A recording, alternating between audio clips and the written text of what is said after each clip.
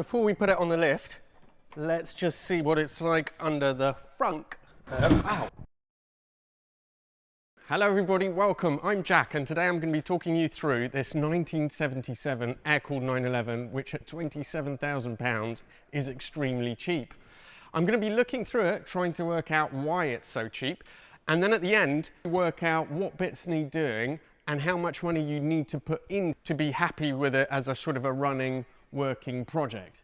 Now, many of you on my channel will have been seeing my adventures when I myself bought a project. I bought a cheap Ferrari 308, the Influenzo.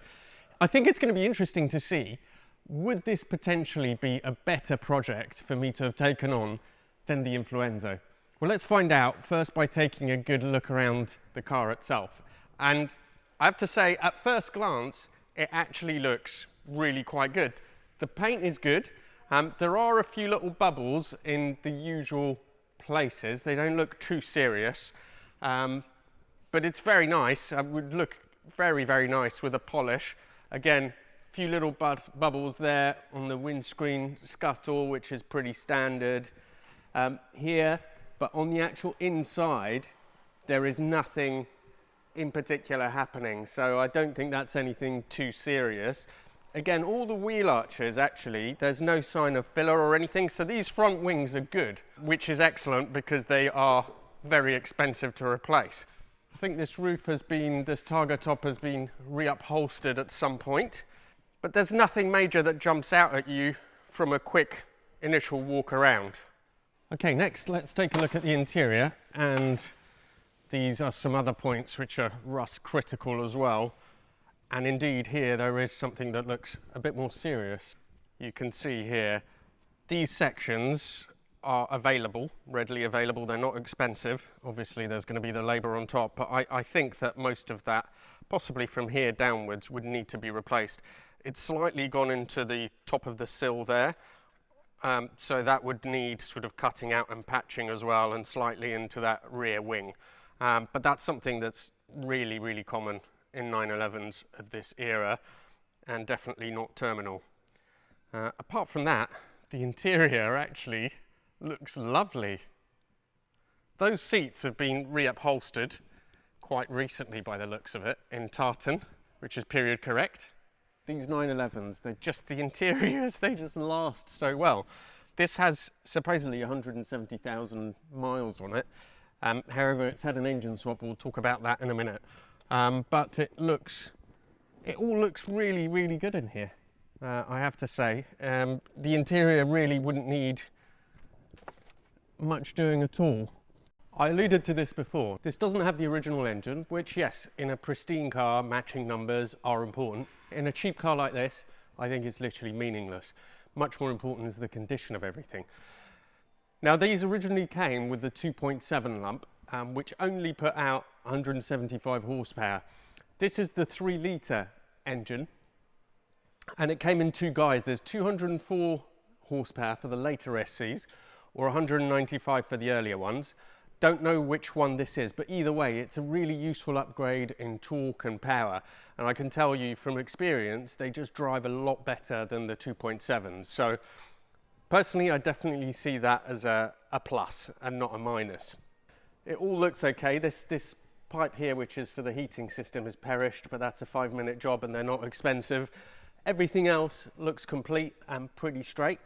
Yes, a little bit tatty as you'd expect from a car of this era, but otherwise pretty much a standard 911 engine. They're not the prettiest things, but it will do the job, and it's not too bad. Whilst we're on this side of the car, a couple of things worth noting. It comes with the original Fuchs wheels, which I think at the time were actually an option and are now much more valuable than the cookie cutter wheels, which you also get with these. So that's again a plus, and they're in pretty good shape. If we have a look on this side, I can see that it's a bit of a repetition of the other side. It doesn't look quite as open. It's definitely got rust though, possibly some filler. Also worth noting, while I see that the gearbox has been completely rebuilt. Now these are notoriously finicky to use. I actually prefer them. So the G50 is the gearbox that came after this, which was in theory easier to use. But when these are set up properly, They're much more mechanical, they're really slick. They're actually lovely, I think, so that is like butter. Unfortunately, the fuel pump on this car packed up this morning, and so I am unable to drive it. But we're going to put it on a stand and go and have a look and see what we can see underneath as well.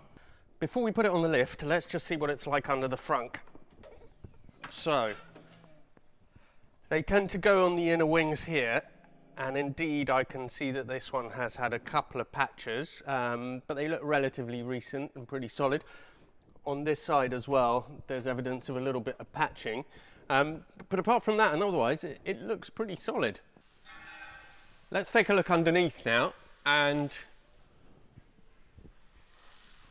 okay, it has the sort of usual pattern of rust that you see in 911s of this age. At first glance though, there's nothing horrific that springs out straight away. This exhaust needs replacing for sure. The rear silencer is completely rotted through, so that absolutely needs doing.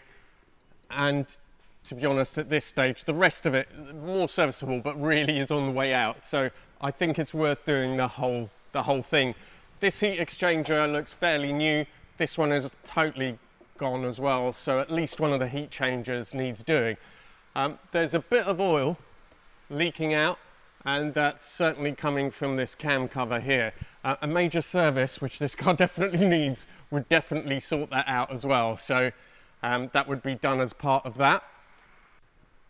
Looking at the brakes, I can tell they definitely need doing.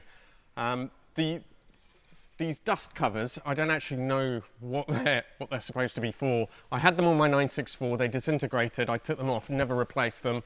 I know lots of other 964 owners who did the same thing. I'm probably going to be shot down now and you're going to tell me they're absolutely essential, but I certainly, all you do is get stones trapped in them and stuff. They trap heat.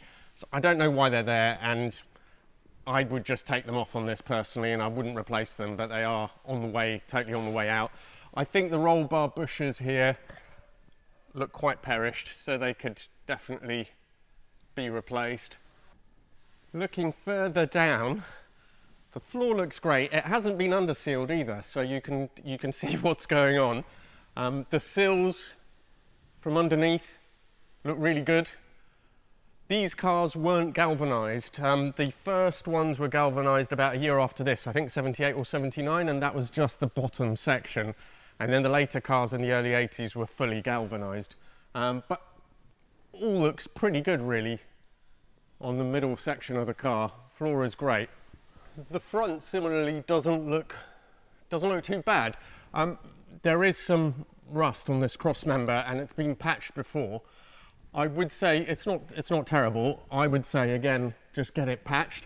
This is the kind of car that you don't want to get into something like that because you'll never end. A patch will be fine and we'll keep it going for years, and just treat whatever's there. It's had a few patches here already anyway, so it's best thing to just get it running. I've learned from experience as well. If you don't want to be without a car for years, is just do what needs doing.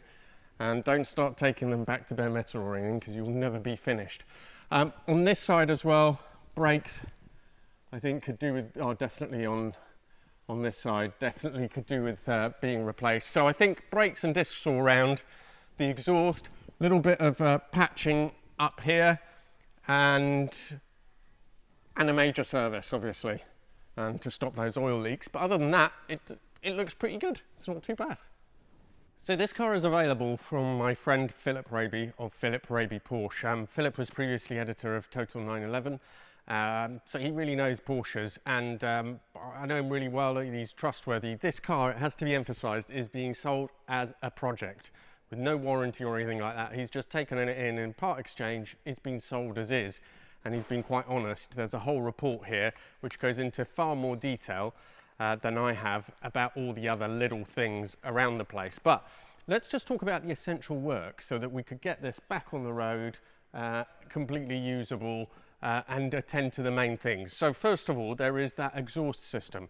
Now, a full exhaust system, probably let's say £2,500 fitted, including the heat exchangers. Now, these figures are very much sort of estimates, okay? So don't hold me to them, but they are, had a quick search online, spoken to Phil and a couple of people, and we've come up with some real ballpark figures. So let's say 2,500 for that exhaust. Then major service is going to be about £500.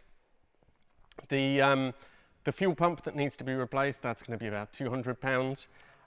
Then there's the cam cover gaskets, that's going to be another £100 pretty much. The rear brake discs and pads definitely do need doing, and that'll be about 300 or 350. The fronts I'm not including in this because I think they are okay, they'll pass an MOT, but in future you'd probably want to do them and you're looking at a similar amount. The battery is flat and needs replacing, that's going to be about £100. Now the biggie are these sort of the rust in the B-pillars on either side. Phil has spoken to a couple of body shops and he thinks that he reckons it's going to be about £2,000 each side to cut out what's bad, put in what's good, make good, and then repaint. So you're looking at about 4,000 in total. So all in all, we're looking at 4,000 for the rust, 2,000. Oh, I forgot to mention that little cross member at the front as well, but patching that will not be expensive, £100, £200 perhaps. So you are looking at really roughly close to £8,000, and then it would be a nice solid little car. Question is, do you think that this would have been a better bet than the Influenzo financially and in terms of headaches? It probably is. Now it's really unfortunate that I haven't been able to drive it, but I know Phil really well, and Will as well, who also works with Phil here, and they both said, you know, it does drive really well. There's no like big knocks or bangs or anything like that. The engine pulls well. The gearbox is super sweet. And I don't know if I mentioned that before, but it has been, yeah, I have mentioned it. It's completely rebuilt. So that is a major plus because these can be really fussy. The Influenza has cost me more than 8,000 just in bits, and of course this is already cheaper. But once you start to dig into it, there will of course be many more things, and the full report here, which is available, does mention lots of other smaller bits and bobs. Thank you so much for watching. If you haven't seen anything about my ordeal, my adventure with my Ferrari 308 project car, then do have a look. There's a whole playlist, and I'll put the link to that in the video description or in the comments. If you can bear to watch me, please do subscribe. And if you want to contact me, Instagram is the best way, and here it is now. Thank you so much, and see you for the next one.